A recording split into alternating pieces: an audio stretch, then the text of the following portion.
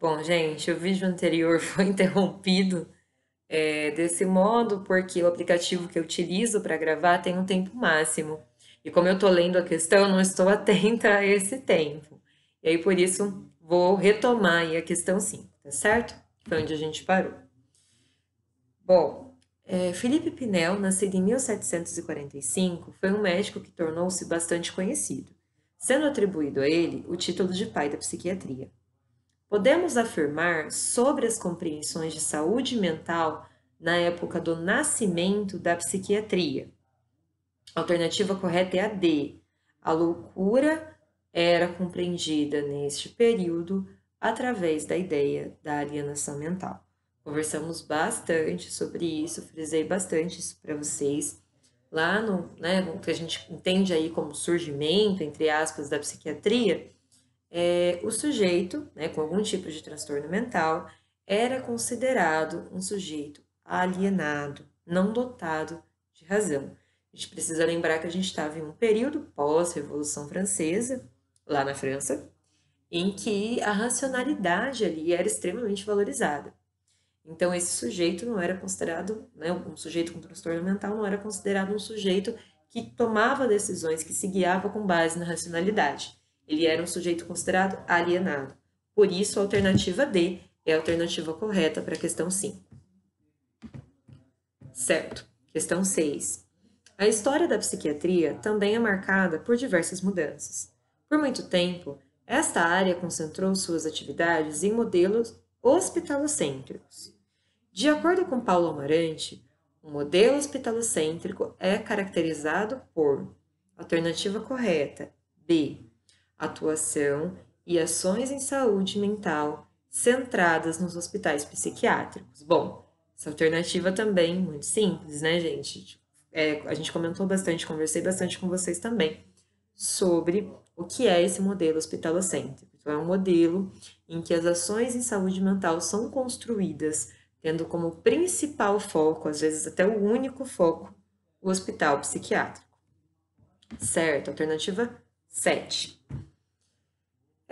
Essa experiência, tendo à frente Franco Basaglia, foi bastante significativa, pois realizou rupturas com o paradigma psiquiátrico e não simplesmente suas melhorias ou transformações. Uma das ações, por exemplo, foi a substituição dos manicômios por outros recursos assistenciais, políticos, culturais e sociais. A experiência descrita acima ocorreu, alternativa correta, B, na Itália. Alternativa super fácil também, né, gente?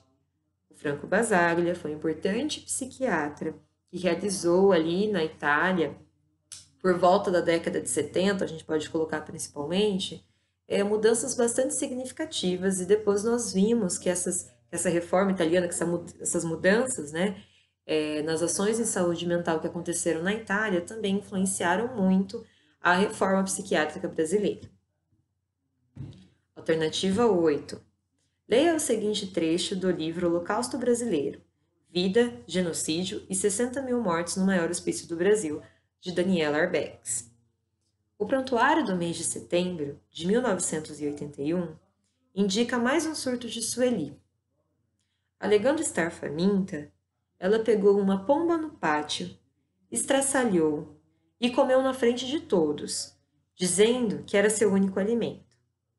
A cena chocante foi vista por centenas de pessoas, inclusive pelos atendentes, mas ninguém conseguiu enxergar o óbvio, em que a jovem paciente havia se transformado em uma década de internação.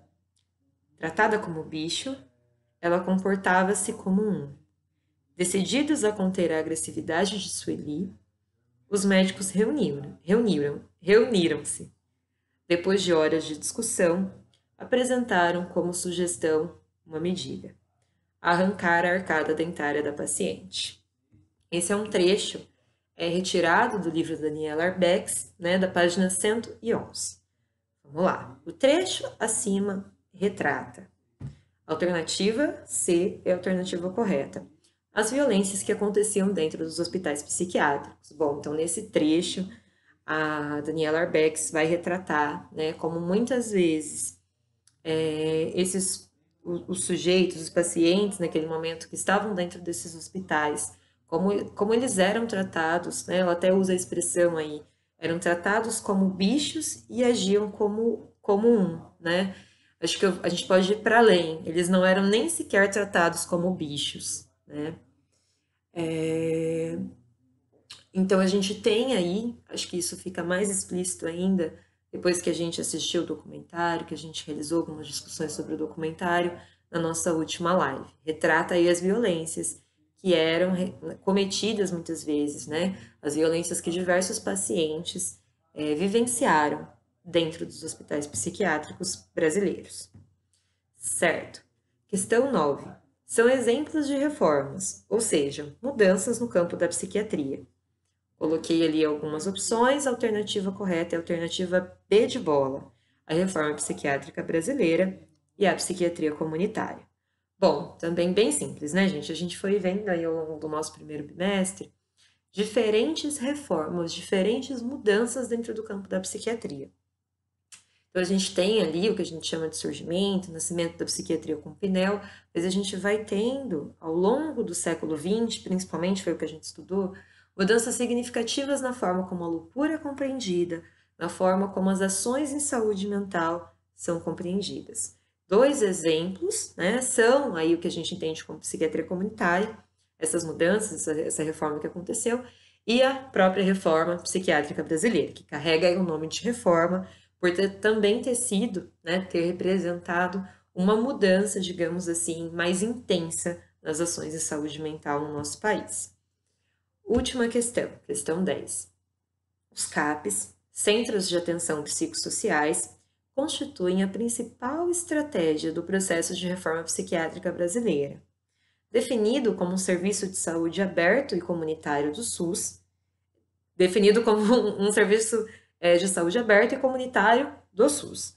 Sobre os CAPs, pode-se afirmar a alternativa correta da questão 10 é a alternativa E.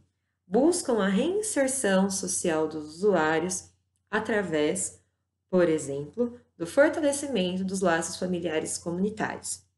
A gente estudou os CAPs, principalmente ali no nosso último texto, quando nós fomos estudar, quando nós estudamos um pouquinho mais sobre a chamada reforma psiquiátrica brasileira.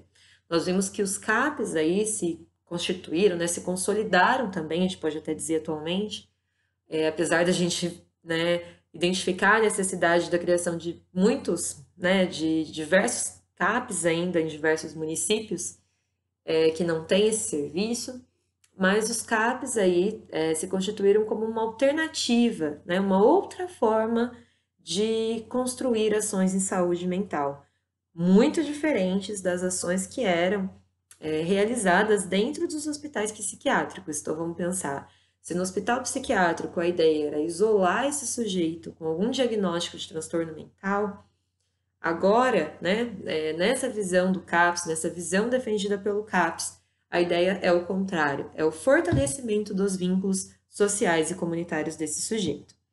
Bom, gente, tentei fazer aí, né, uma breve retomada, uma breve devolutiva da nossa avaliação. Como eu disse, de forma geral, vocês foram muito bem. A nossa avaliação foi uma avaliação totalmente objetiva. Como eu disse para vocês, eu gosto muito de... Gosto para além de gostar, né? Porque é muito importante que vocês exercitem a escrita, certo? Na nossa avaliação, isso não foi possível, mas vocês vão ter essa possibilidade de escrita nos trabalhos, nas atividades que eu tenho solicitado para vocês, tá certo? Então, eu fiquei bem feliz também com o resultado que vocês tiveram na avaliação. Se alguém ficar com alguma dúvida, se alguém quiser saber porque alguma das alternativas, enfim, está incorreta, está com alguma dúvida com relação a alguma questão, pode me mandar e-mail, tá certo? Pode entrar em contato e a gente se vê então na nossa próxima live na terça-feira. Um grande abraço!